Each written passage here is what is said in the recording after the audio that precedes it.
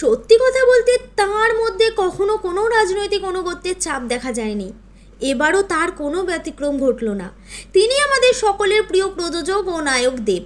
আরজিকর কাণ্ডে নৃশংস ঘটনার প্রতিবাদে এর আগেও আমরা তাকে মুখ খুলতে দেখেছি।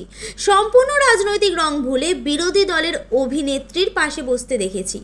আর এবার আরও এক পা এগিয়ে গেলেন দেব। নিজের দলের সর্বময় কর্ত্রীর স্বপ্নের কন্যাশ্রী রূপশ্রীর মতো প্রকল্পের যৌক্তিকতা নিয়ে প্রশ্ন তুলে দিলেন। ঘাটালের হাসপাতালে ডায়ালিসিসের যন্ত্র উদ্বোধনে এসেছিলেন দেব।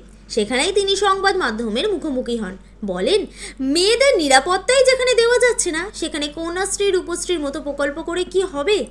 একই সঙ্গে অবশ্য কেন্দ্রীয় সরকারের বেটি বাঁচাও বেটি পড়াও নিয়েও প্রশ্ন করেন তিনি। সব রাজ্যের মুখ্যমন্ত্রীদের ডেকে প্রধানমন্ত্রীর সর্বদল বৈঠক করা উচিত বলেও মনে করেন দেব। শুধু সিনেমার পর্দাতেই নয়, বাস্তবের ভূমিতেও সব সময় রাজনীতি ভুলে সাধারণ মানুষের স্বার্থে সাধারণ হয়ে কথা বলেছেন দেব। অনেকেই বলে থাকেন দেব নিজের জনপ্রিয়তা থেকেই ভোটে যেতেন, আর সেই জনপ্রিয়তা শুধু তার সিলভার স্ক্রিনের গ্ল্যামারের জন্য নয়, সাদাটাকে সাদা কালোটাকে কালো বলার ক্ষমতার জন্য। সেই বিষয়টাই আরও একবার প্রমাণিত হলো।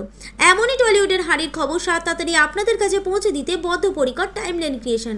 আমাদের চ্যাম্প দেব আপনাদের কতটা পছন্দের, মন্তব্য করে জানান আমাদের মন্তব্যের বাক্সে।